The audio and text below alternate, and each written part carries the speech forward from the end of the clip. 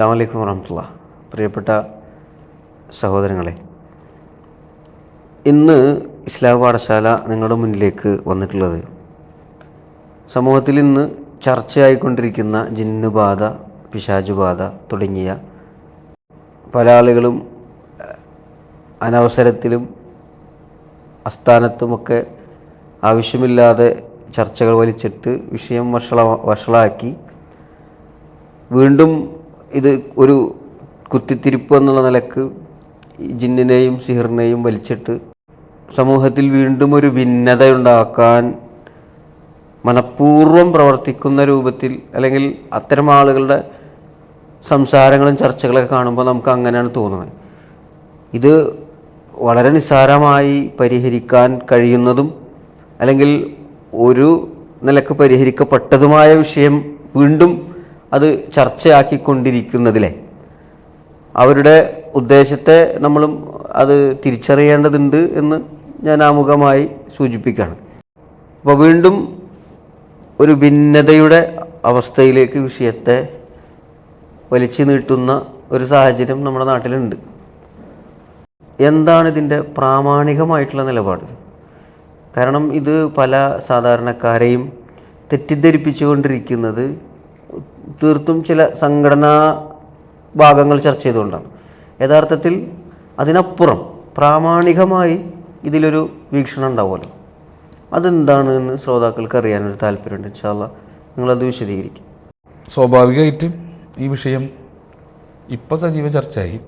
എനിക്ക് തോന്നുന്നു അൻസാർ നെന്മണ്ടയുടെ പ്രസംഗം നടക്കുകയും അതിന് അദ്ദേഹം തന്നെ തിരുത്ത് നൽകുകയും ചെയ്തതിന് ശേഷമാണ് ഇതൊന്നും കൂടി ശക്തമായിട്ട് സമൂഹത്തിൽ, അതായത് മുജാഹിദ് കേരളത്തിൽ വളരെ ശക്തമായ ചർച്ച നടക്കാനുള്ള ഇപ്പോഴത്തെ ഒരു കാരണം അതാണെന്ന് തോന്നുന്നുണ്ട്.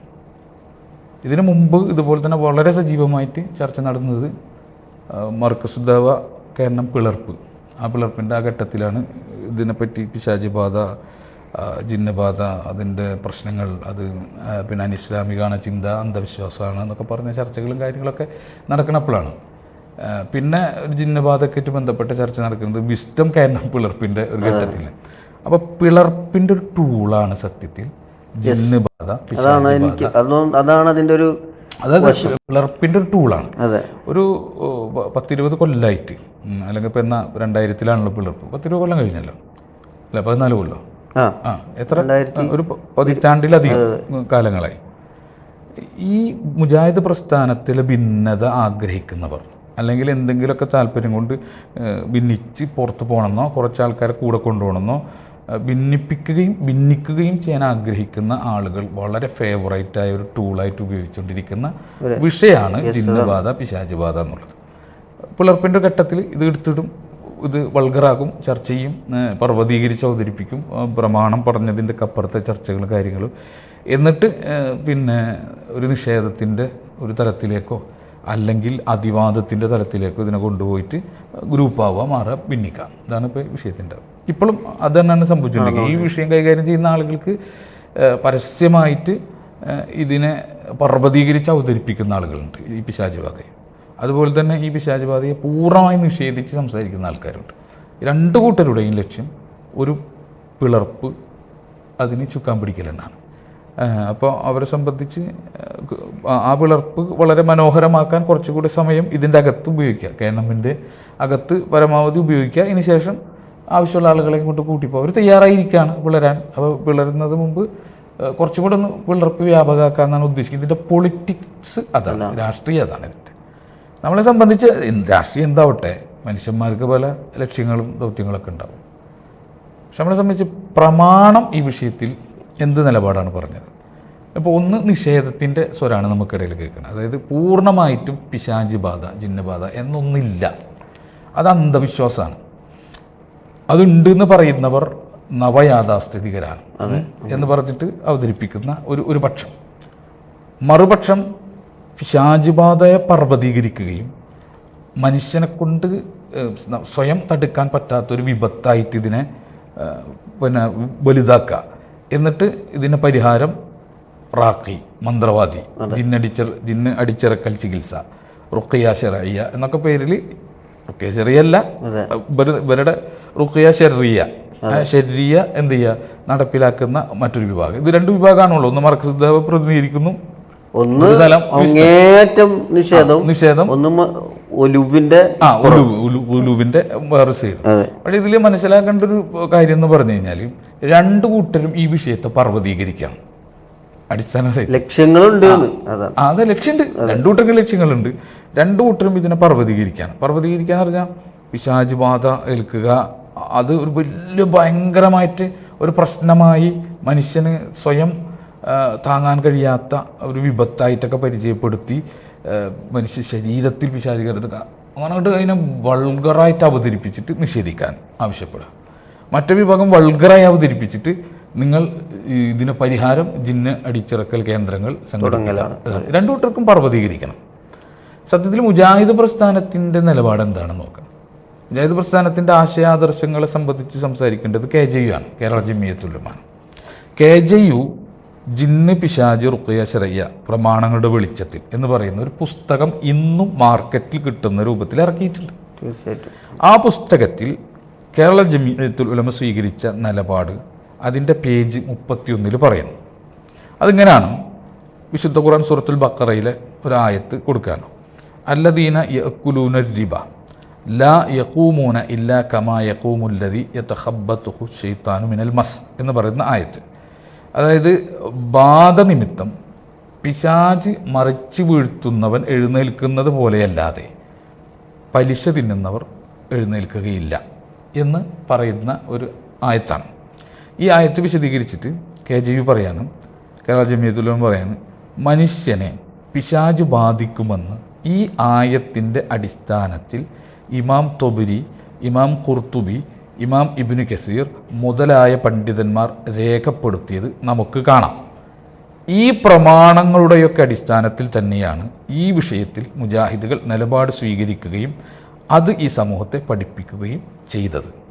എന്ന് പറഞ്ഞാൽ KJU സ്വീകരിച്ച നിലപാട്, KJU പഠിപ്പിച്ച നിലപാട്, KJU സമൂഹത്തിന് പറഞ്ഞു കൊടുത്ത നിലപാട്, അത് ഈ ആയത്തിൻ്റെ ബഖറയിലെ ഈ അല്ലദീന യഅ്കുലൂന റിബ ലാ യഖൂമൂന ഇല്ലാ കമാ യഖൂമുല്ലദി യതഖബ്ബതുഹു ശൈത്താനു മിനൽ മസ് എന്ന് പറയുന്ന ഈ ആയത്തിൻ്റെ അടിസ്ഥാനത്തിൽ ഇമാം തൊബരി, ഇമാം ഖുർത്തുബി, ഇമാം ഇബ്നു കസീർ തുടങ്ങിയ ആളുകൾ വിശദീകരിച്ച ആ തലത്തിൽ തന്നെയാണ് KJUവിൻ്റെ നിലപാട്. പിശാച് ബാധ ഉണ്ട്, കാരണം അവരൊക്കെ ഉണ്ടെന്നാണ് വിശദീകരിച്ചത്. ഇബ്നു കസീർ എടുത്ത് നോക്കിക്കോ, ഖുർത്തുബി എടുത്ത് നോക്കിക്കോ, തൊബരി എടുത്ത് നോക്കിക്കോ, ഒട്ടുമിക്ക തഫ്സീറുകളിലും വളരെ വ്യക്തമായിട്ട് ഇതിനെ സ്ഥാപിക്കാൻ പിശാച് ബാധ എന്നത് ഖുർആൻ പഠിപ്പിക്കുന്ന ഒരു കാര്യമാണ് എന്ന് അവർ സമ്മതിക്കണം.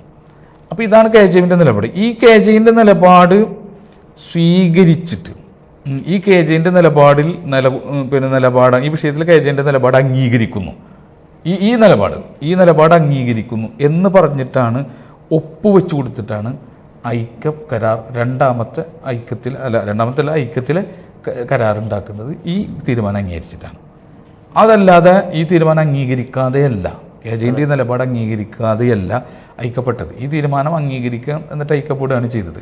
അതുകൊണ്ട് തന്നെ ഇന്നിപ്പോൾ ചില ആൾക്കാർ നിഷേധിക്കുന്ന നിലപാട് ജിന്നുബാധയേ ഇല്ല, പിശാച് ബാധയേ എന്നില്ല, അന്ധവിശ്വാസമാണ്, അത് പറഞ്ഞ നവയാഥാസ്ഥിതികനാണ്, അത് അന്ധവിശ്വാസം പ്രചരിപ്പിക്കലാണ് എന്ന് പറയുന്ന ആളുകൾ, KNM അങ്ങനെ ഒരു നിലപാടില്ല, KJUവിന് അങ്ങനെ നിലപാടില്ല എന്ന് പറയുന്ന ആളുകൾ പച്ച നോണാണ് പറയുന്നത്. KJUവിൻ്റെ നിലപാട്, KNMൻ്റെ നിലപാട് ഈ വിഷയത്തിൽ ഇമാം തൊബരിയും ഖുർത്തുബിയും ഇബ്നു കസീറൊക്കെ അടക്കമുള്ള മുഹദ്ദിസുകൾ മുഫസ്സിറുകൾ പറഞ്ഞ ആ നിലപാട് തന്നെയാണ് KJU സ്വീകരിച്ചിട്ടുള്ളത് ഈ വിഷയത്തിൽ.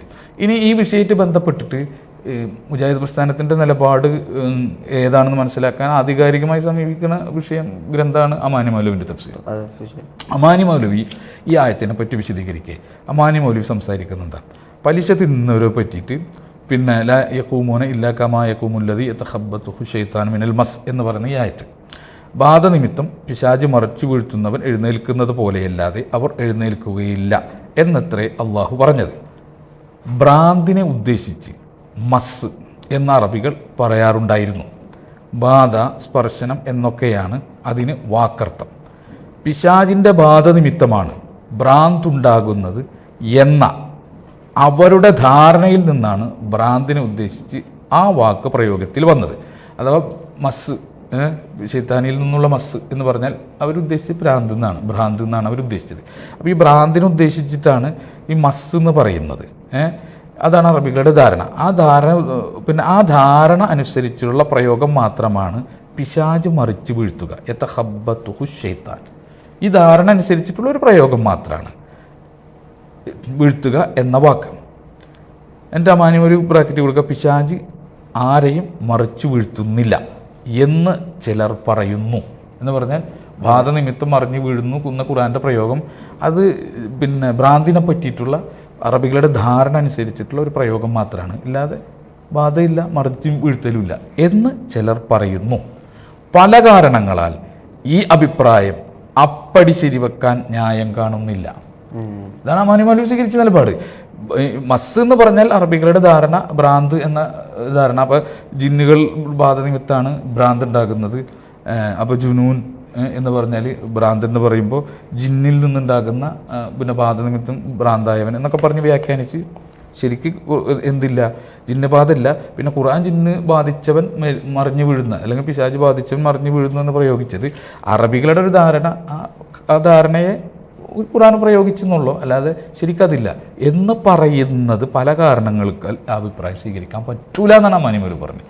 അപ്പോൾ പിശാച് ബാധയുമായി ബന്ധപ്പെട്ടുകൊണ്ട് മുഹമ്മദ് അമാനി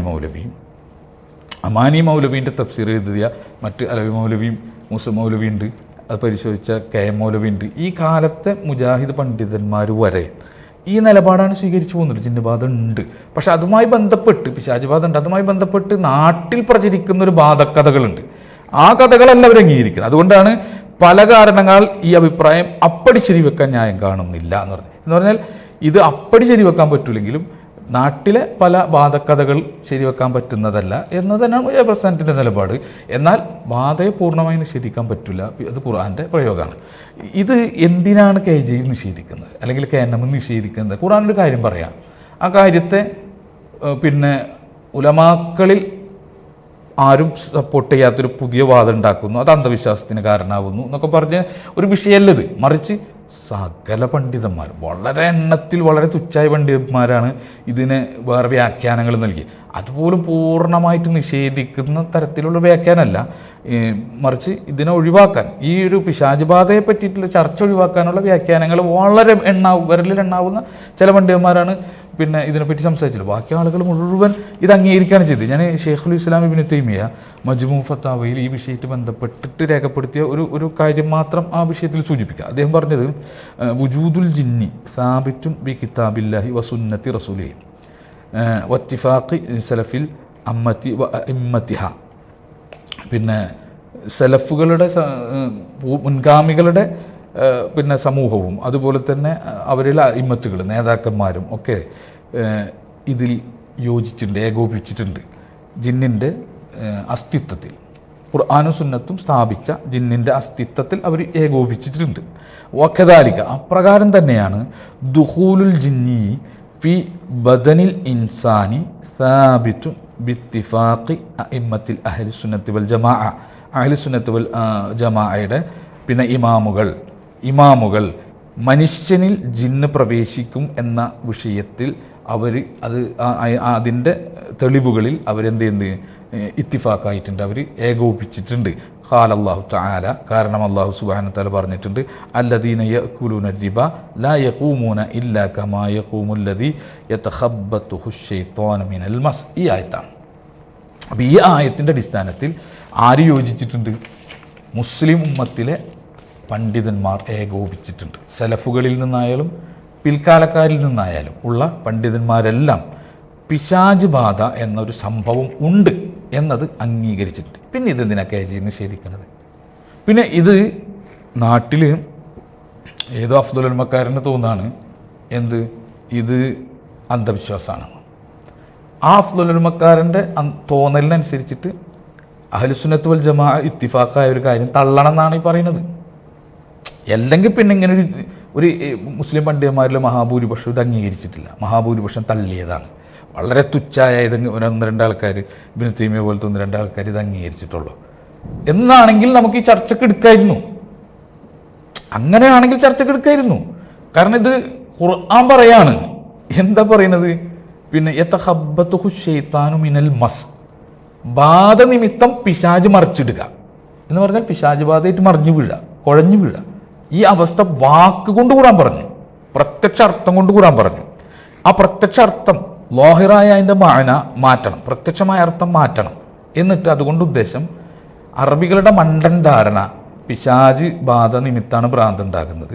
അപ്പോൾ ആ മണ്ടൻ ധാരണയെ സപ്പോർട്ട് ചെയ്തിട്ട് അല്ല എന്ത് ചെയ്ത് ഭ്രാന്തിനെ പറ്റി പറയുമ്പോൾ അല്ലയും ആ പ്രയോഗം പ്രയോഗിച്ചു. ഇങ്ങനെ വിശ്വസിക്കണം. അങ്ങനെ വിശ്വസിക്കണമെങ്കിൽ എന്ത് വേണം? ആദ്യം നമ്മൾ ഈ എന്താ പറയുക, ഏകോപിച്ച അഹ്ലു സുന്നത്ത് വൽ ജമാഅയുടെ ഉലമാക്കൾ മുഴുവൻ ഏകോപിച്ച ഈ അഭിപ്രായത്തെ തള്ളണം. അതാർക്ക് വേണ്ടി തള്ളണം? ഈ അഫ്ദുൽ ഉലമാക്കാരന് വേണ്ടി തള്ളണം. അതാണ് ഇവിടുത്തെ പ്രശ്നം. അപ്പോൾ ഇതാണ് KJന്റെ മുമ്പിലുള്ള പ്രശ്നം. സ്വാഭാവികമായിട്ട് KJ ഈ വിഷയത്തിൽ എന്ത് നിലപാട് പറയണം? ഖുർആൻ നിലപാടാണ് പറഞ്ഞത്, അത് പറയണം. അപ്പോൾ KJന്റെയും KNMന്റെയും ഭാഗത്തുള്ള ഒരു പ്രശ്നം, പിന്നെ ഖുർആൻ പറയാണ് യതഖബ്ബതുഹു ശൈത്താനു മിനൽ മസ്, ബാധ നിമിത്തം പിശാച് മറിച്ച് വീഴ്ത്തുന്നവൻ. അപ്പോൾ ഈ പ്രയോഗത്തെ പിന്നെ ഖുർആൻ അക്ഷരാർത്ഥത്തിൽ പറഞ്ഞിരിക്കുന്നത് എന്ന് വെച്ചാൽ വ്യക്തമായിട്ട് ലോഹിറായിട്ട് ഖുർആൻ പറഞ്ഞിരിക്കുന്നത് എടുത്തു നോക്കുമ്പോൾ നമുക്ക് മനസ്സിലാവുന്നത് ബാധ നിമിത്തം പിശാച് മറിച്ച് വീഴ്ത്തുന്നവൻ. അപ്പോൾ ബാധ ഉണ്ടെന്നും ബാധ നിമിത്തം പിശാച് എന്ത് ചെയ്യും, മനുഷ്യനെ മറിച്ച് വീഴ്ത്തുന്നു എന്ന് കിട്ടിയല്ലോ. അപ്പോൾ ഇതിനെ ലോഹിറായ ഇതിൻ്റെ അർത്ഥം എടുക്കരുത്. ഇതിനെ പിന്നെ ആലങ്കാരികമായിട്ട് മജാസിയായിട്ട് ഭ്രാന്തിൻ്റെ ഒരു ആലങ്കാരിക പ്രയോഗം, ഇതിന് ശൈത്താനായിട്ടും ബന്ധമില്ല, ജിന്നേറ്റും ബന്ധമില്ല, ഒന്നേറ്റും ബന്ധമില്ല, ഭ്രാന്തിൻ്റെ ഒരു ആലങ്കാരിക പ്രയോഗം അങ്ങനെ എടുക്കാൻ പാടുള്ളൂ എന്ന് പറയുന്ന ഒരു അഫ്ദൽ ഉലമാക്കാരനും മൂപ്പര കൂട്ടുകാരും ഒരു വശത്ത്. മറുവശത്ത് ഇതിൽ നിന്ന് പിന്നെ പിശാച് ജിന്നേറ്റൊരു ബന്ധമില്ല, വെറും ഒരു ഭ്രാന്തിന് പ്രയോഗിച്ച ഒരു ആലങ്കാരിക പ്രയോഗം എന്നത് ശരിയല്ല, പല കാരണങ്ങളാൽ ഈ അഭിപ്രായം ശരിയല്ല എന്ന് പറയുന്ന അമാനി മൗലവി അടക്കമുള്ള മുകളിലേക്ക് നോക്കിയാൽ അഹ്ലു സുന്നത്ത് വൽ ജമാഅയുടെ മുഴുവൻ പണ്ഡിതന്മാരും ഇത്തിഫാക്കായ വിഷയം ഏത്? പിശാച് ബാധമുണ്ട്. ഇതിൽ ഏതാണ് KJയും KNM സ്വീകരിക്കേണ്ടത്? ഈ അഫ്ദൽ ഉലമാക്കാരൻ്റെ പ്രയോഗമാണോ സ്വീകരിക്കേണ്ടത്? അതെല്ലാം മുസ്ലിം ഉമ്മത്ത് ഒരു ഇത്തിഫാക്കായ വിഷയം. അല്ലെങ്കിൽ ഞാൻ പറഞ്ഞല്ലോ, നേരത്തെ പറഞ്ഞല്ലോ, ഇവർ തിരിച്ച് തെളിയിക്കണം ഇത് വെറും മജാസിയായ ഒരു പ്രയോഗമാണ്, ആലങ്കാരിക ഒരു പ്രയോഗമാണ്. ഇതിന് ശൈത്താനോ പിശാചിനോ പിന്നെ മറ്റേ ജിന്നിനായിട്ടൊന്നും ഒരു ബന്ധമില്ല. ഭ്രാന്തിനൊരു ആലങ്കാരിക പ്രയോഗത്തിൽ ഖുർആൻ പ്രയോഗിച്ചെന്ന് മുസ്ലിം ഉമ്മത്തിലെ മഹാപണ്ഡിതന്മാർ മുഴുവൻ ഇത്തിഫാക്കാവുന്നു. ഏതോ ഒന്നോ രണ്ടോ പണ്ഡിതന്മാർ മാത്രം ഇതിനെ പറ്റിയിട്ട് ഇത് ബാധാണ് എന്ന് പറയുന്നു. അപ്പം നമുക്ക് തള്ളിക്കളയായിരുന്നു. ഇതങ്ങനല്ല. ഒന്ന് ഖുർആന്റെ പ്രത്യക്ഷമായ ഇതാണ്, പ്രത്യക്ഷമായിട്ട് ഖുർആൻ വായിക്കുന്ന ഒരാൾക്ക് മനസ്സിലാവുന്ന അർത്ഥം ആ ലോഹിറായ അർത്ഥത്തെ തന്നെ പിന്നെ ഉലമാക്കളൊക്കെ ഇത്തിഫാക്കാവുകയും ചെയ്യാം.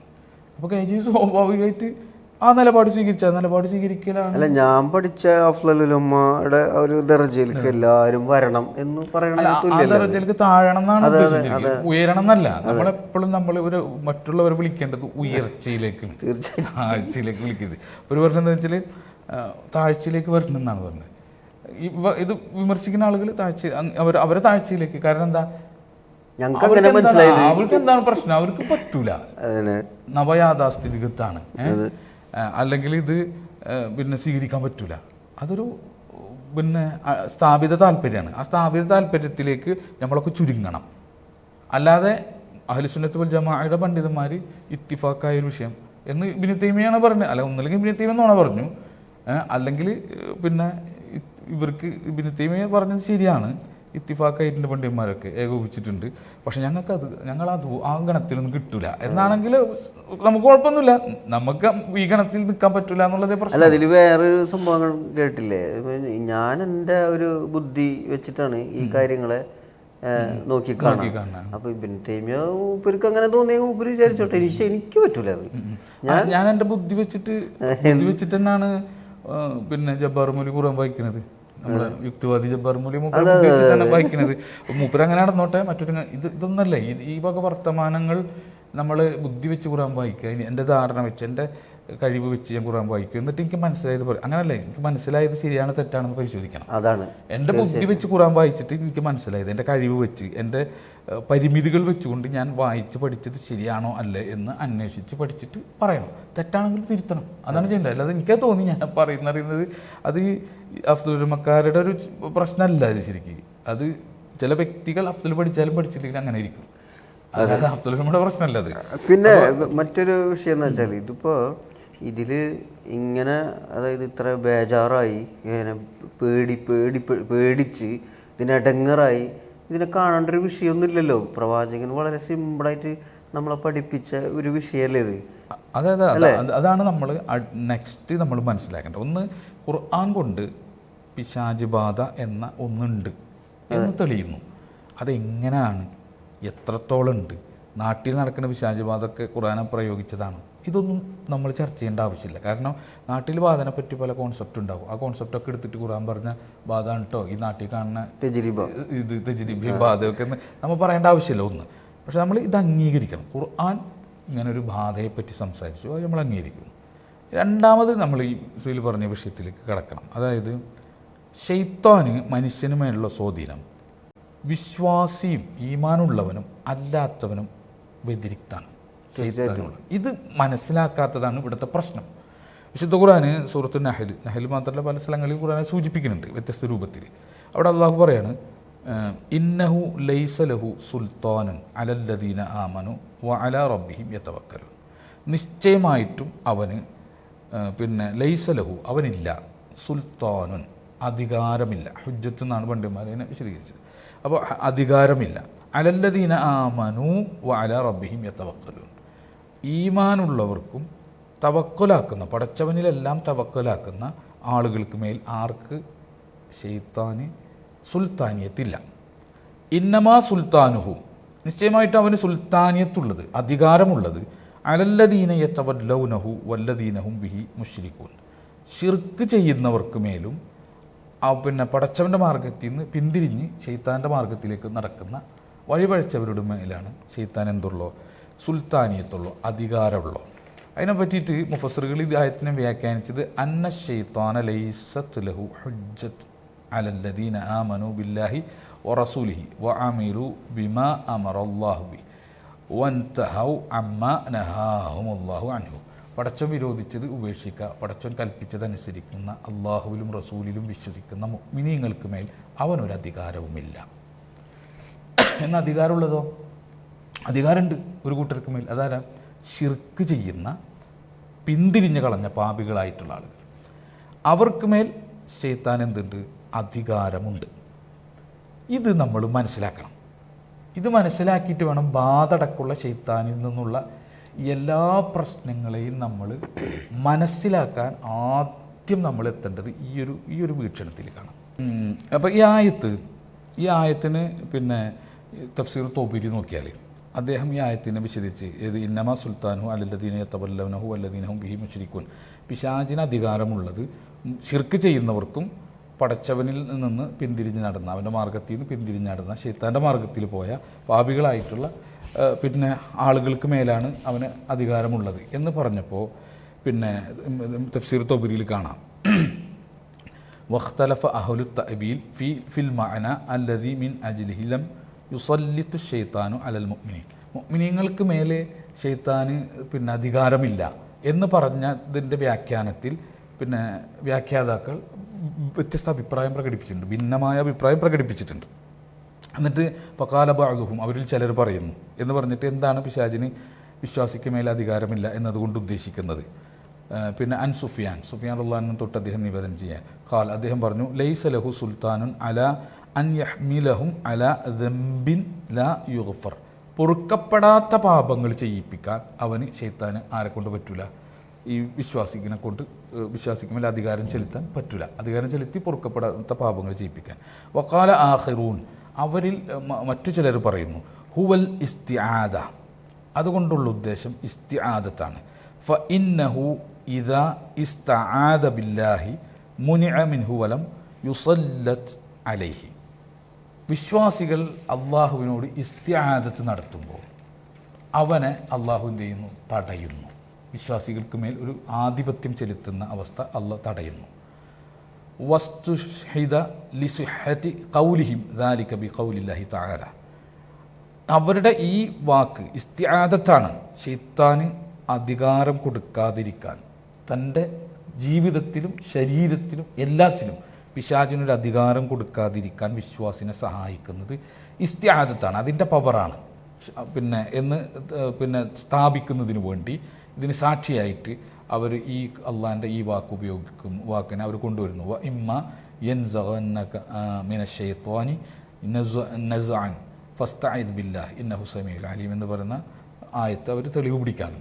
നിനക്ക് എന്തെങ്കിലും പിശാചിൽ നിന്നുള്ള ദുഷ്പ്രേരണ ഇളക്കി വിട്ട് കഴിഞ്ഞാൽ നീ ഉടനെ എന്ത് ചെയ്യുക, അള്ളാഹുവിൽ ഇസ്തിആദത്ത് നടത്തുക. അവനെല്ലാം കേൾക്കുന്നവൻ അറിയുന്നവനാണ് എന്ന് പറയുന്ന ഇസ്തിആദത്തിൻ്റെ മഹത്വം പറയുന്ന വിഷയം. അപ്പോൾ ഇസ്തിആദത്താണ്. ഒരു വിഭാഗം പറഞ്ഞു ഈ വിശ്വാസിക്ക് മേൽ അധികാരമില്ല എന്ന് പറഞ്ഞതുകൊണ്ട് ഉദ്ദേശിക്കുന്നത് ഒരു പൊറുക്കപ്പെടാത്ത പാപങ്ങൾ അവന് മേൽ അധികാരം ചെലുത്തി ചെയ്യിപ്പിക്കാൻ പിശാചിന് സാധിക്കില്ല എന്ന്. വേറൊരു വിഭാഗം പറഞ്ഞത് ഇതിൻ്റെ ഉദ്ദേശം ഇസ്തിആദത്താണ്. അവൻ ഇസ്തിആദത്ത് ചെയ്യുമ്പോൾ ശൈത്താനെ അള്ളാഹു വിശ്വാസിയിൽ നിന്ന് തടയും, വിശ്വാസിക്ക് മേലൊരു അധികാരം കിട്ടാത്ത വിധത്തിൽ തടയും.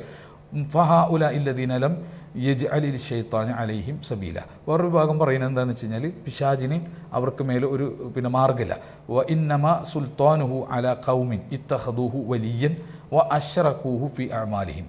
അവർക്ക് അധികാരമുള്ളത് അവനെ രക്ഷകർത്താക്കളായി സ്വീകരിച്ച, അതായത് പിശാചിനെ അതിൻ്റെ പാട്ടിന് നടക്കുന്ന പിശാചിൻ്റെ രക്ഷകർത്താക്കളായി പിശാചിനെ സ്വീകരിച്ച അവനിൽ അമലുകളിൽ അവനെ പങ്കുചേർത്തുക എന്ന് പറഞ്ഞാൽ ചീത്ത പ്രവർത്തനങ്ങൾ ചെയ്തുകൊണ്ടിരിക്കുന്ന മോശപ്പെട്ട ആളുകൾക്ക് മേലാണ്, ശിർക്ക് ചെയ്യുന്ന ആളുകൾക്ക് മേലാണ്, കുഫുർ ചെയ്യുന്ന ആളുകൾക്ക് മേലാണ് പിശാചിന് അധികാരമുള്ളത്.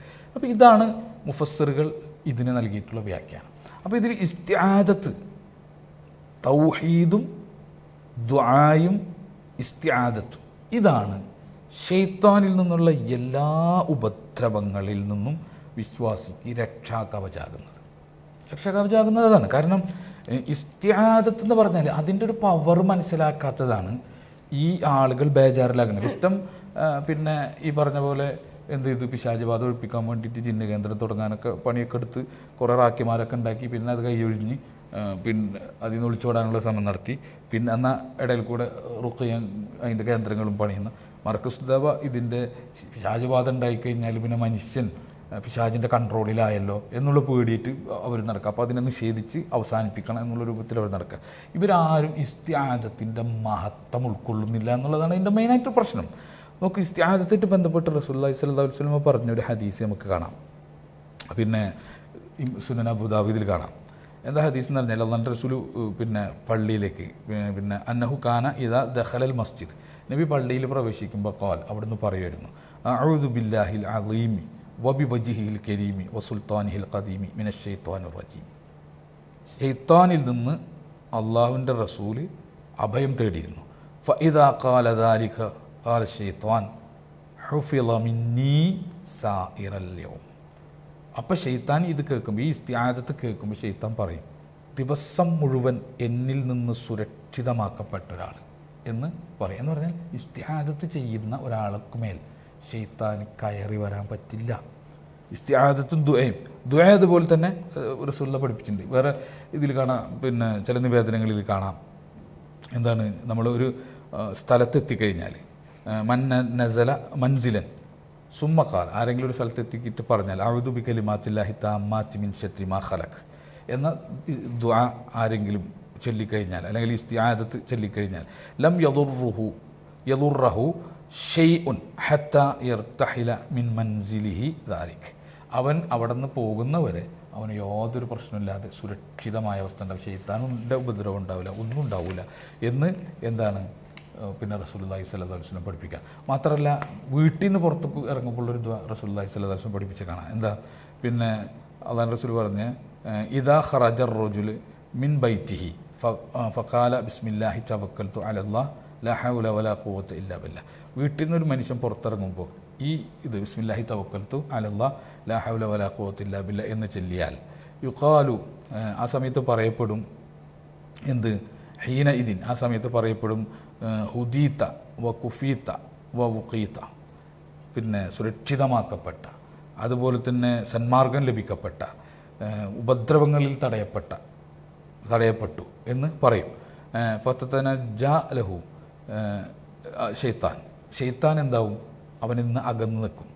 ഫയഖൂലു ലഹു, എന്നിട്ട് ഫയഖൂലു ലഹു ഷെയ്ത്താനു ആഖിർ, മറ്റൊരു ഷെയ്ത്താനോട് ഷെയ്ത്താൻ പറയും, കൈഫലക് ബിറജുലിൻ കദ്ഹുദിയ വ കുഫിയ വ വുഖിയ, എങ്ങനെയാണ് സുരക്ഷിതമാക്കപ്പെട്ട, തിന്മകൾ തടയപ്പെട്ട, സന്മാർഗം നൽകപ്പെട്ട ഒരു മനുഷ്യൻ്റെ അടുത്തേക്ക് നിനക്ക് എങ്ങനെ പോകാൻ പറ്റും എന്ന് ചോദിക്കും. എന്ന് പറഞ്ഞാൽ ദുആകൾ, ഇസ്തിആദത്ത് ഇത് ചെയ്യുന്ന ഒരാൾക്ക് ശൈത്താൻ അവന് മേലെ അധികാരം ഉണ്ടാവില്ല. അത് ഖുർആൻ തന്നെ പറഞ്ഞു, ഇമ്മാ യൻസഗന്നക മിനശ് ശൈത്താനി നസ്ഗൻ ഫസ്തഇദ് ബില്ലാഹ്. നിനക്ക് പിശാചിൽ നിന്ന് ഒരു പ്രശ്നം വന്നാൽ നീ എന്ത് ചെയ്യണം? ഇസ്തിആദത്ത് ചെയ്യണം എന്ന് പറഞ്ഞു. ഈ ഇസ്തിആദത്ത് ചെയ്യുമ്പോൾ വിശ്വാസി അഊദു ബില്ലാഹി മിനശ് ശൈത്വാനിർ റജീം എന്ന് ചെയ്താൽ തീരുന്ന പ്രശ്നമേ വിശ്വാസിയെ സംബന്ധിച്ച് ബാധക്കുള്ളൂ. അതെ, തീർച്ചയായും. ഇതിവർ മനസ്സിലായി. ഇത് നമ്മൾ വെറുതെ ഡൈലൂട്ട്, ഇപ്പോൾ ഇത് വിശുദ്ധത്തിന് ഇഷ്ടാവില്ല, ഡൈലൂട്ടാക്കി, മർക്കശുദ്ധവർക്ക് വേണ്ടി ഡൈലൂട്ടാക്കി. അപ്പോൾ പിശാച് ബാധ എന്ന് പറഞ്ഞാൽ വിശ്വാസിക്ക് സ്വയം ഹാൻഡിൽ ചെയ്യാൻ പറ്റാൻ പാടില്ല, വേണം, എന്നാലേ അവർക്ക് പറ്റും. നോക്കൂ, ഹദീസുകളിൽ വ്യക്തമാണ് പിശാച് ബാധ എത്രത്തോളം വിശ്വാസിക്ക് ഹാൻഡിൽ ചെയ്യാൻ പറ്റും. തൗഹീദ് ഉണ്ടാവണം. തൗഹീദ് ഉണ്ടാവുക എന്നതാണ് ഇതിൻ്റെ ഒന്നാമത്തെ ഘടകം. കാരണം ഈമാനുള്ളവന് മേലാണ് സുൽത്താനിയത്ത് ആർക്കില്ലാത്തത്, ശൈത്താനില്ലാത്തത്. തവക്കലുള്ളവനാണ് സുൽത്താനിയത്ത് ശൈത്താൻ കൊടുത്തിട്ടില്ല. അപ്പോൾ ഈമാൻ ഉണ്ടാവുക, തൗഹീദ് ഉണ്ടാവുക, ഷിർക്കിൽ നിന്ന് മുക്തമാവുക, എന്നിട്ട് പടച്ചവനിൽ ഇസ്തിആദത്ത് ചെയ്യുക, ദുആ ചെയ്യുക. അള്ളാഹുവിന് കീഴ്പ്പെട്ട് ജീവിക്കുന്ന ഒരുത്തനുമേൽ ശൈത്താനി വളരെ തുച്ഛമായ പിടുത്താണ് അവന് പിടിക്കാൻ പറ്റുള്ളൂ. അപ്പോൾ ഈ ബാധ മസ് എന്ന് പറയുന്നത് നോക്കൂ, പിന്നെ ഉസ്മാൻ ബിൻ അബുൽ ആസ് അദ്ദേഹത്തിൻ്റെ സംഭവം തന്നെ പഠിച്ചാൽ മതി ഈ വിഷയത്തിൽ എന്താണ് വിശ്വാസി ചെയ്യേണ്ടത് എന്നുള്ളത് മനസ്സിലാക്കാൻ. ഇബ്നു മാജ അഹമ്മദ് റിപ്പോർട്ട് ചെയ്തിട്ടുണ്ട്, ഷെയ്ഖ് അൽബാനി സ്വഹിയാണെന്ന് ഹുക്കം ചെയ്തിട്ടുള്ള ഹദീസാണ്. അതിൽ ഉസ്മാൻ ബിൻ അബുൽ ആസ് പറയാണ്, പിന്നെ ലമ്മസ്തഅമലനി റസൂലുള്ളാഹി സ്വല്ലല്ലാഹു അലൈഹി വസല്ലമ അലാ ത്വായിഫ്, നബി ത്വായിഫിലേക്ക് അദ്ദേഹത്തിനെ ചുമതലപ്പെടുത്തി, പിന്നെ ഗവർണറായിട്ട് ചുമതലപ്പെടുത്തിയ സമയത്ത് ജഅല യഅരിദു ലി ഷൈഉൻ ഫി സ്വലാത്തി ഹത്താ മാ അദ്രി മാ ഉസല്ലി, എനിക്ക് ചില പ്രശ്നങ്ങൾ അനുഭവപ്പെട്ടു എൻ്റെ നിസ്കാരത്തിൽ. നിസ്കാരത്തിൽ ഞാൻ എന്താണ് നിസ്കരിച്ചത് എന്നറിയാത്തൊരു അവസ്ഥ ഉണ്ടായി. അങ്ങനെ അദ്ദേഹം നബി സല്ലല്ലാഹു അലൈഹി വസല്ലമനെ കാണാൻ പോയി. അപ്പോൾ നബി അദ്ദേഹത്തിനെ കണ്ടപ്പോൾ നബി ചോദിച്ചു, മാ ജാ അബിക്, എന്താണ് നീ വന്നത്? ഉസ്മാൻ ബിൻ അബുൽ ആസിനോട് ചോദിക്കുക. അപ്പോൾ നബിക്ക് മനസ്സിലായി മൂപ്പര് എന്താ ആവശ്യത്തിന് വന്നതാണ്, എന്താണ് വന്നതെന്ന് ചോദിക്കണം. അപ്പോൾ കുൽത്തു, ഞാൻ പറഞ്ഞു, യാ റസൂലല്ലാഹ്, അള്ളാഹിൻ്റെ റസൂലെ, അറളു ലി ഷൈഉൻ ഫി സ്വലവാത്തി ഹത്താ മാ അദ്രി മാ ഉസല്ലി, എനിക്ക് ചില കാര്യം മൂടപ്പെടാണ്, അല്ലെങ്കിൽ ചില പ്രശ്നങ്ങൾ ഉണ്ടാവുകയാണ് നിസ്കാരത്തിൽ. അത് എന്താ പ്രശ്നം വെച്ചാൽ, ഞാൻ നിസ്കരിച്ചതിനെ പറ്റിയിട്ട് എനിക്കറിയാൻ പറ്റാത്ത, ഞാൻ ഖിറാഅത്ത് ചെയ്യുമ്പോൾ എനിക്ക് എന്താണ് ഞാൻ ഓതിയെന്ന് അറിയാൻ പറ്റാത്ത പ്രശ്നം എന്ന് വെച്ചാൽ ആകെ മെൻ്റലി ഡിസ്റ്റർബ് ആവുകയും നിസ്കാരത്തിൽ ഒരു ഖുശൂവും കിട്ടാത്ത, നിസ്കാരത്തെ പറ്റി ഒരു ധാരണ കിട്ടാത്ത അവസ്ഥയിലേക്ക് ഞാൻ മാറിക്കൊണ്ടിരിക്കുകയാണ്. ഞാൻ എന്താണ് നിസ്കാരത്തിൽ ചെയ്തതെന്ന് അറിയാൻ പറ്റാത്തൊരവസ്ഥയിലേക്ക് മാറിക്കൊണ്ടിരിക്കുകയാണ്. ഖാൽ, അപ്പോൾ നബി പറഞ്ഞു, ദാക ശൈത്താൻ ഉദ്നുഹു, അത് ശൈത്താൻ്റെ ഉപദ്രവമാണ് എന്ന് പറഞ്ഞു. എന്നിട്ട് അദ്ദേഹം പറഞ്ഞ് നബിയുടെ അടുത്തേക്ക് ഇരുത്തി. നബി അദ്ദേഹത്തിൻ്റെ പിന്നെ അടുത്തിരുന്നിട്ട് ഫളറബ സുദ്രി ബിയദി, അദ്ദേഹത്തിൻ്റെ കൈ കൊണ്ട് പിന്നെ ഉസ്മാൻ ബിൻ അബുൽ ആസിൻ്റെ നെഞ്ചിലടിച്ചു. നബി നെഞ്ചിലടിച്ചു. വതഫല ഫി ഫമി, എന്നിട്ട് നബി വായിൽ നിന്ന് ഉമിനീരാക്കി, അദ്ദേഹത്തിൻ്റെ വായിലേക്ക് ഉമിനീരാക്കി. വഖാൽ, എന്നിട്ട് നബി പറഞ്ഞു, ഉഖ്റുജ് അദുവല്ലാഹ് ഫഫഅല ദാലിക സലാസ മറാത്തി, 3 തവണ നബി നെഞ്ചിലടിച്ചിട്ട് ഉഖ്റുജ് അദുവല്ലാഹ്, ഉഖ്റുജ് അദുവല്ലാഹ് എന്ന് പറയും, അള്ളാഹിൻ്റെ ശത്രു നീ പുറത്തു പോ, അള്ളാഹിൻ്റെ ശത്രു നീ പുറത്തു പോ. ഇത് നബിൻ്റെ മുഅ്ജിസത്താണ്, നമ്മൾ ചെയ്യാതിരിക്കേണ്ട, നബിക്ക് ചെയ്യുന്നതാണ്, മുഅ്ജിസത്താണ്. എന്നിട്ട് നബി ഉസ്മാൻ അബുൽ ആസിനോട് പറഞ്ഞു, എന്താ, അൽ ഹഖ് ബി അമലിക്, ഇനി നിൻ്റെ പണിക്ക് നീ പോയിക്കോ, പ്രശ്നം കഴിഞ്ഞു. ഫഖാൽ, ഉസ്മാൻ ബിൻ അബുൽ ആസ് റളിയല്ലാഹു അൻഹു പറയാം, പിന്നെ ഫല അംരി മാ അഹ്സിബുഹു ഖാലതനി ബഅദി, പിന്നെ അതിന് ശേഷം എനിക്കൊരു പ്രശ്നം ഉണ്ടായിട്ടില്ല എന്ന് അദ്ദേഹം പറയും. അപ്പോൾ നബിൻ്റെ അടുത്ത് വന്നിട്ട് എനിക്ക് നിസ്കാരത്തിൽ ചില പ്രശ്നങ്ങൾ ഉണ്ടാക്കുന്നു ശൈത്താൻ എന്നത് അദ്ദേഹം നബിനോട് പങ്കുവെക്കുമ്പോൾ അദ്ദേഹത്തിൽ ശൈത്താനുണ്ട്, ബാധയായിട്ടുണ്ട്. ഉഖ്റുജിയാദു അല്ലാഹ് എന്ന് പറഞ്ഞ് നബി ചികിത്സിച്ചു വർദ്ധിച്ചു. ഇതേ ഉസ്മാൻ അബുൽ ആസിനോട് സ്വയം ഈ പ്രശ്നത്തെ എങ്ങനെ ട്രീറ്റ് ചെയ്യണമെന്ന് നബി സല്ലല്ലാഹു അലൈഹി വസല്ലം പഠിപ്പിക്കുന്നത് ഇമാം മുസ്ലിമിൻ്റെ റിവായത്തിലുണ്ട്. അതിൽ ഉസ്മാൻ ബിൻ അബുൽ ആസ് പറയാണ്, പിന്നെ നബിൻ്റെ അടുത്ത് വന്നു, യാ റസൂലല്ലാഹ്, പിന്നെ ഹാല ശൈത്താൻ ബൈനി വ ബൈന സ്വലാത്തി വ ബൈനി ഖിറാഅത്തി, എൻ്റെ നിസ്കാരത്തിനും എൻ്റെ ഓത്തിനും ഇടയിൽ ഷെയ്ത്താൻ മറയിടുന്നു എന്ന് വെച്ചാൽ ഈ പ്രശ്നം നേരത്തെ പറഞ്ഞ പോലെ എനിക്ക് എന്താണ് സംഭവിക്കുന്നതെന്ന് മനസ്സിലാവണം. ഖാൽ ആ സമയത്ത് നബി പറഞ്ഞു ദാക ഷെയ്ത്താൻ യുഖാലു ലഹു ഖൻസബ്, അത് ഷെയ്ത്താനാണ്. ഖൻസബ് എന്നാണ് അവൻ്റെ പേര്, ആ പേരുള്ള ഷെയ്ത്താനാണ്. ഫഇദാ അൻത ഹസസ്തഹു, നിങ്ങൾക്ക് അങ്ങനെ ഒരു ബുദ്ധിമുട്ട് നീ വന്നു കഴിഞ്ഞാൽ ഫതഅവ്വദ് ബില്ലാഹി മിൻഹു, അവനിൽ നിന്ന് അള്ളാഹുവിനോട് ഇസ്തിആദത്ത് ചെയ്യുക. വത്ഫുൽ അൻ യസാരിക സലാസൻ, എന്നിട്ട് ഇടത് ഭാഗത്ത് 3 പ്രാവശ്യം തുപ്പുക. അപ്പം നിസ്കാരത്തിൽ ഈ ഒരു പ്രശ്നം വന്നാൽ, ഈ ബാധയുടെ ഈ പ്രശ്നം വന്നാൽ നീ എന്ത് ചെയ്യണം? അഊദു ബില്ലാഹി മിനശ് ശൈത്വാനിർ റജീം എന്ന് പറഞ്ഞിട്ട് 3 പ്രാവശ്യം ഇടത് പ്രാവശ്യം നിസ്കരിക്കുന്നതിൻ്റെ ഇടയിൽ 3 പ്രാവശ്യം തുപ്പുക. തുപ്പ എന്ന് പറഞ്ഞാൽ തുപ്പണ ഇതുപോലെ പ്രവർത്തിക്കാം. അദ്ദേഹം പറയാണ് ഫഫഅൽതു ദാക ഫഅദ്ഹബഹുല്ലാഹു അസ്സ വജല്ല അന്നി, ഞാൻ അതുപോലെ ചെയ്തപ്പോൾ അള്ളാഹ് ഇനി ആ പ്രശ്നം നീക്കി. അപ്പോൾ ഉസ്മാൻ ബിൻ അബ്ദുൽ ആസിന് നബി ചെയ്ത ട്രീറ്റ്മെൻറ്റ് എന്താ? നബി ചെയ്തത് നെഞ്ചിലടിക്കും ഹൃദയാദുള്ളയും പറഞ്ഞു. ഉസ്മാൻ ബിൻ അബ്ദുൽ ആസിനോട് ഈ പ്രശ്നം നിനക്കുണ്ടായാൽ നീ ചെയ്യേണ്ടത് എന്താണ്? അഊദു ബില്ലാഹി മിനശ് ശൈത്വാനിർ റജീം. ഇതാണ് വിശ്വാസിയും ബാധയും തമ്മിലുള്ള പ്രശ്നം. ഇതാണ് വിശ്വാസിയും ബാധയും തമ്മിലുള്ള പ്രശ്നം. തൗഹീദുള്ള ഈമാനുള്ള ഒരാളെ സംബന്ധിച്ച് ഒരിക്കലും ഈ പറഞ്ഞ പിന്നെ പിശാച് ബാധ അവന് അഊദു ബില്ലാഹി മിനശ് ശൈത്വാനിർ റജീം അല്ലെങ്കിൽ അഊദു ബില്ലാഹിൽ അളീമി വബിവജ്ഹിൽ കരീമി വസുൽത്താനിഹിൽ ഖദീമി മിനശ് ശൈത്വാനിർ റജീമി, അതല്ലെങ്കിൽ അഊദു ബികലിമാത്തില്ലാഹി താമ്മാതി മിൻ ശർരി മാ ഖലഖ്, അല്ലെങ്കിൽ അഊദു ബികലിമാത്തില്ലാഹി താമ്മ മിൻ കുല്ലി ശൈത്വാനിൻ വഹാമ വമിൻ കുല്ലി ഐനിൻ ലാമ, ഇങ്ങനത്തെ ഇസ്തിആദത്ത് ചെയ്ത തീരുന്ന പ്രശ്നമുള്ളൂ. ഇത് ഖുർആൻ പറഞ്ഞു, ഇത് ഹദീസ് പറഞ്ഞു. ഒരു സ്വഹാബിക്ക് ബാധിച്ചത് ബാധയാണെന്ന് ഒരു ഇബ്നു മാജൻ്റെയും മറ്റുള്ള റിവായത്തുകളിൽ നബി അത് എങ്ങനെ ട്രീറ്റ് ചെയ്തു എന്നും മുസ്ലിമിൻ്റെ റിവായത്തിൽ അതേ പ്രശ്നത്തിന് ഇനി ആ സ്വഹാബി എങ്ങനെ സ്വയം ട്രീറ്റ് ചെയ്യണമെന്ന് നബി പഠിപ്പിച്ചു ഇസ്തിആദത്ത്. ഇതിനെ ചുരുക്കി അവതരിപ്പിക്കാൻ പറ്റില്ല. ഇതിനെ പർവ്വതീകരിച്ച് അവതരിപ്പിച്ചെങ്കിൽ നിഷേധിക്കുന്ന മർക്കസുദ്ധവക്കാരനും പിന്നെ ജിന്ന് ചികിത്സാ കേന്ദ്രം ഉണ്ടാക്കുന്ന വിഷ്ടക്കാരനെയും സൃഷ്ടിക്കണമെങ്കിൽ ഇതിനെ റാക്കിച്ചിയും ബാലുശ്ശേരിന്റെ ഭാഷയിൽ പറഞ്ഞാൽ റാക്കിച്ചിനെ ഉണ്ടാക്കുക, മറ്റൊരുത്താനൊക്കെ നിഷേധത്തിനെ ഉണ്ടാക്കുക. നമ്മൾ നോക്കുക, അള്ളാഹ് പറഞ്ഞല്ലോ ഇന്ന ഇബാദി ലൈസ ലക അലൈഹിം സുൽത്താനുൻ ഇല്ലാ മനിത്തബഅക മിനൽ ഗാവീൻ, നിന്നെ പിൻപറ്റിയ ദുർമാർഗികൾക്ക് മേലെയല്ലാതെ എൻ്റെ അടിമകൾക്ക് മേൽ നിനക്ക് അധികാരമില്ല എന്ന് അള്ളാഹ് പറയാണ്. അപ്പോൾ ഈമാൻ ഉണ്ടാവും, തൗഹീദ, അതാണ് ചികിത്സ. ജിന്നുബാധൻ്റെ ചികിത്സ എന്ന് പറഞ്ഞാൽ എന്താ? ഒരാൾക്ക് ശൈത്താൻ ബാധ ഉണ്ടാവും, അതിനയാൾ ചികിത്സിക്കേണ്ടത് അയാൾ ശിർക്കിൽ നിന്ന് മുക്തനാവുക, തൗഹീദിൽ ഉറച്ചു നിൽക്കുക.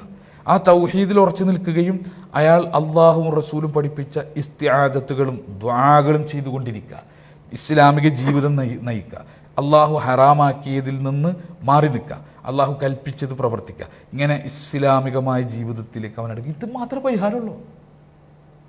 ഇത് ചെയ്യാൻ പറ്റുന്നവർക്ക് ഇതിനുള്ള പരിഹാരമുള്ളൂ. അതായത് ഈ നിങ്ങൾ പലപ്പോഴും സൂചിപ്പിച്ച പോലെ ഈ കൂടുതൽ ഇസ്ലാമികമായ ഒരു ജീവിതം സൂക്ഷ്മമായി നയിക്കാൻ പ്രേരിപ്പിക്കപ്പെടുക എന്നല്ലാതെ ഇതിൻ്റെ പേരിൽ ഒരു അന്ധവിശ്വാസം ഉണ്ടാവേണ്ട ആവശ്യമില്ല. കാരണം എന്താ?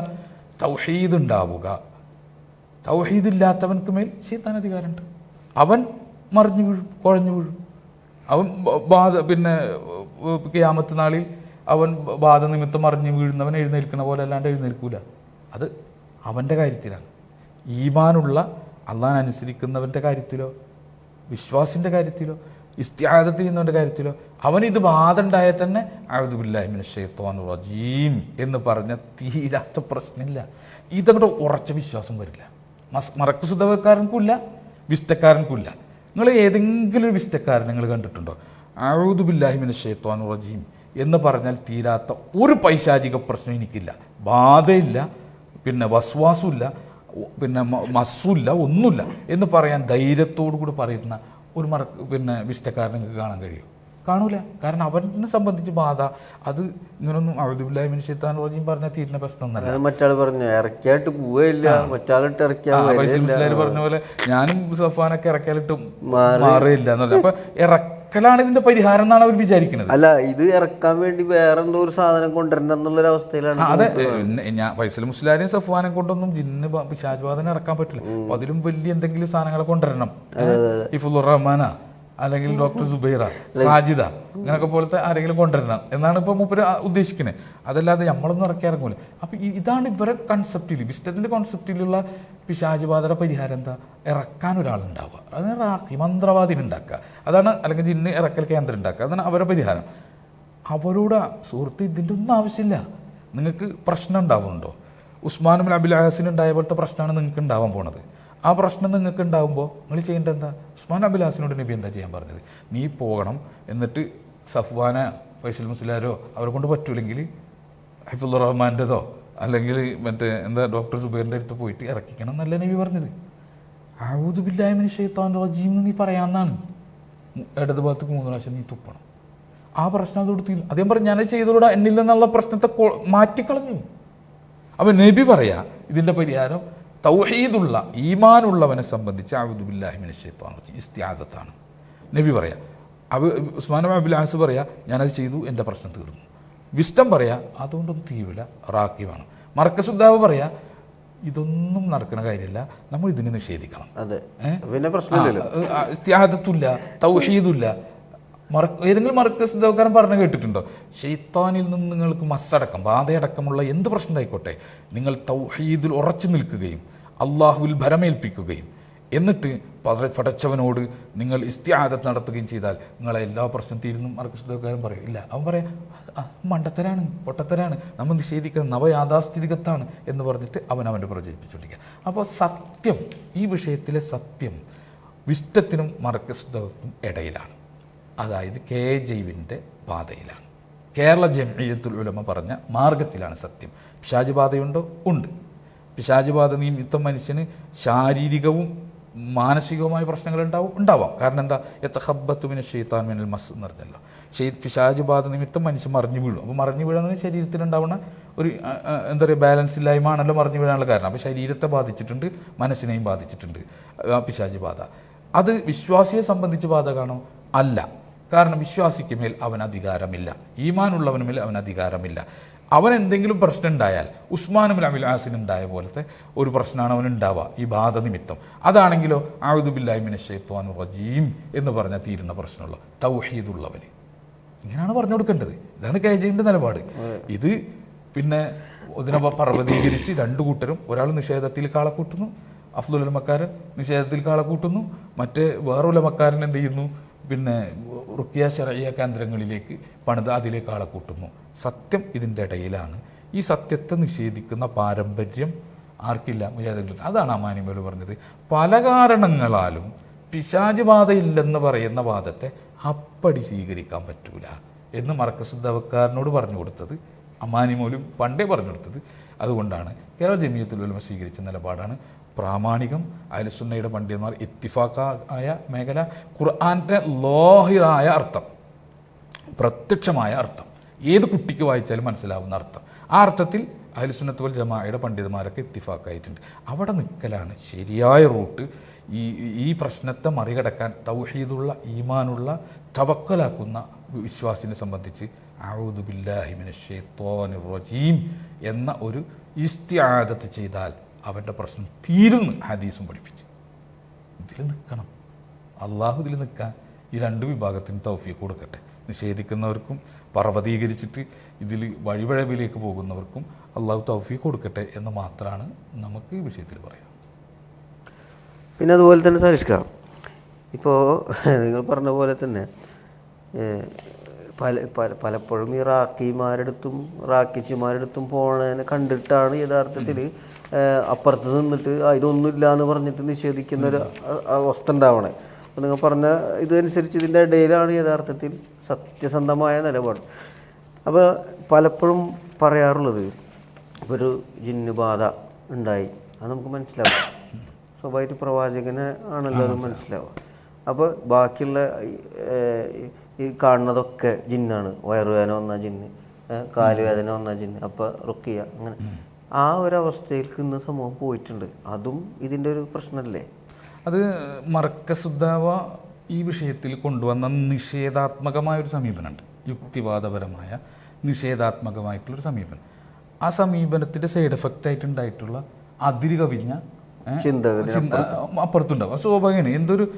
എന്തൊരു പിന്നെ എന്താ പറയുക, വഴിപിഴവ് ഒരു സ്ഥലത്തുണ്ടായി, അതിൻ്റെ ഓപ്പോസിറ്റ് വഴിപിഴവ് മറ്റൊരു സ്ഥലത്തുണ്ടാവും. അത് എല്ലാ കാലത്തും കാണണം.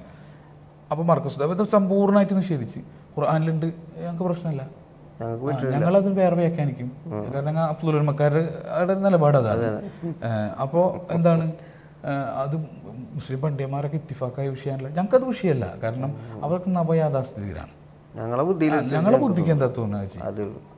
പിന്നെ നമ്മൾ എന്താ ഇ എ ജബ്ബാറിന്റെ നിലപാട് പോലെ മൂപ്പർക്ക് ഖുർആൻ ഓതി അൽ-ബഖറ ഓതിയിട്ട് മനസ്സിലായത് പിന്നെ അവിടെ മഹർ എന്ന് പ്രയോഗിച്ചത് പിന്നെ വേശ്യക്ക് ടിപ്പ് കൊടുക്കണതിനെ പറ്റിയിട്ടെന്ന് മനസ്സിലായി. മൂപ്പര് ബുദ്ധിയില്ല. അവിടെ ഖുർആൻ പറയുന്നു, വേശ്യനെ നിങ്ങൾ വ്യഭിചരിക്കാൻ കൊണ്ടുവന്നിട്ട് വ്യഭിചരിക്കാൻ ചാൻസ് ഒന്നും കിട്ടിയില്ല, റൂമൊന്നും കിട്ടിയില്ല, അങ്ങനെ ഒരു ബുദ്ധിമുട്ടായി, അവൾ പറഞ്ഞേക്കേണ്ട വന്നു, കാര്യം നടന്നില്ല, എന്നാലും ഒരു ടിപ്പ് കൊടുക്കണം, അതാണ് അവിടെ ഉപയോഗിച്ച മഹർ എന്നാണ് ഏത് ഇ എ ജബ്ബാർ മൂപ്പര് അൽ-ബഖറ വായിച്ചിട്ട് മനസ്സിലായത്. അപ്പം മൂപ്പര് ബുദ്ധിക്ക് അങ്ങനെ തോന്നി. വേറെ ചില ആൾക്കാർ ബുദ്ധിക്ക് തോന്നാണ്, എനിക്കങ്ങനെ തോന്നി. അപ്പം ഇങ്ങനെ ബുദ്ധിക്ക് തോന്നുന്നത് അനുസരിച്ചല്ല കൈകാര്യം ചെയ്യേണ്ടത് എന്നുള്ളത് നമ്മൾ ആദ്യം മനസ്സിലാക്കും. അപ്പോൾ ഇതിൻ്റെ ഒരു സൈഡ് എഫക്റ്റ് ആയിട്ട് എന്നാൽ ഒരു ബുദ്ധിയില്ലാത്ത രൂപത്തിൽ ഞങ്ങൾ ജീവിക്കും എന്ന് പറഞ്ഞാൽ വിസ്റ്റം എന്നറിയുന്ന ഈ മറ്റൊരു വിഭാഗം, അവരാണ് എല്ലാ പ്രശ്നത്തിനും കാരണം ജിന്ന്. ഈ അഹ്ലുസുന്ന ബുക്സ് പുറത്തിറക്കിയിട്ടുള്ള ഈ ജിന്ന് ബാധക്കായിട്ട് ബന്ധപ്പെട്ട ഒരു രോഗങ്ങൾ ഏതൊക്കെ ജിന്ന് ബാധയായിട്ട് ബന്ധപ്പെട്ട് എന്നിട്ടുള്ള ഒരു പുസ്തകമുണ്ട്. അതിൽ കുറേ രോഗങ്ങൾ ഉണ്ടല്ലേ. എല്ലാ രോഗം, മെൻസസ് നിൽക്കുന്നത് ജിന്ന് ബാധ, മെൻസസ് കൂടുന്നത് ജിന്ന് ബാധ, തണ്ടൽ വേദന ജിന്ന് ബാധ, എലി ഉളുക്കുന്നത് ജിന്ന് ബാധ, ഉപ്പുറ്റി കോച്ചുന്നത് ജിന്ന് ബാധ, മൂക്കടപ്പുണ്ടാകുന്നത് ജിന്ന് ബാധ, കണ്ണിൽ പീള കെട്ടുന്നത് ജിന്ന് ബാധ, ചെവി ഒലിക്കുന്നത് ജിന്ന് ബാധ, പല്ലിൽ കേടുണ്ടാകുന്നത് ജിന്ന് ബാധ, എല്ലാം ജിന്ന് ബാധ, അല്ലെങ്കിൽ എല്ലാം ശൈത്താനിൽ നിന്ന്, അല്ലെങ്കിൽ എല്ലാം കണ്ണേറ്, എല്ലാം ഇങ്ങനെ അതിര് കവിഞ്ഞ് മണ്ടന്മാരായി ജീവിക്കുന്ന ഒരു സമൂഹമായിട്ട് ഒരു വിഭാഗം മാറി. ഇവിടെ സത്യത്തിൽ എങ്ങോട്ട് തിരിഞ്ഞാലും ജിന്നാണ്. ഇവർ സത്യത്തിൽ ഇതെന്താണെന്ന് അറിയും, നമുക്കുണ്ടായ അസുഖം എന്തിൻ്റെ കാരണം കൊണ്ടാണ് എന്ന് നമുക്ക് കണ്ടുപിടിക്കാൻ പറ്റുക ഭൗതികമായ ചില പ്രശ്നങ്ങളാണ്. അതെന്നെ പൂർണ്ണമായിട്ട് കണ്ടുപിടിക്കാൻ പറ്റില്ല. എത്രയോ അസുഖങ്ങൾ പിന്നെ വൈദ്യശാസ്ത്രം ഇത്ര വളർന്നിട്ടും എന്താണെന്നൊരു പിടിയും കിട്ടാതെ മുന്നോട്ട് പോകുന്നുണ്ട്. അപ്പോൾ ഭൗതികമായ കാരണങ്ങൾ കൊണ്ട് എന്ന് വെച്ചാൽ നമ്മൾ ഈ പറഞ്ഞ ബാക്ടീരിയ, ഫംഗസ്, വൈറസ് ഒക്കെ തുടങ്ങിയ സംഭവങ്ങൾ കൊണ്ട് നമുക്കുണ്ടാകുന്ന രോഗങ്ങളിൽ പലതിനെയും നമുക്ക് കണ്ടെത്താൻ പറ്റും, മനസ്സിലാക്കാൻ പറ്റും. അത് കണ്ടെത്തി മനസ്സിലാക്കി ട്രീറ്റ് ചെയ്യുക.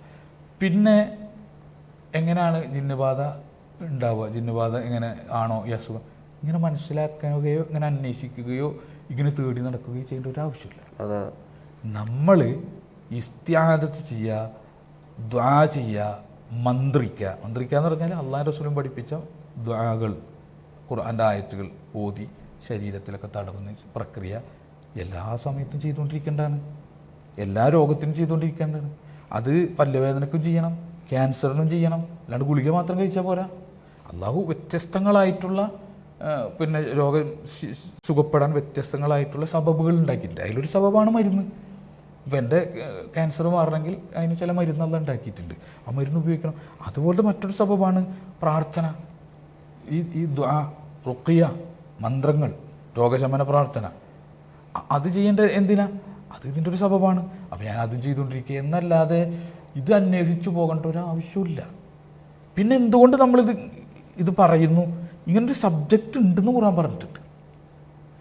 ആ വിഷയം അറിയുന്നത് ആർക്കാണ്? വഹിയുള്ള ആൾക്കാണ്. ഇന്നത് ശൈത്താൻ ബാധ കൊണ്ടുണ്ടായ പ്രശ്നമാണോ അല്ലേ.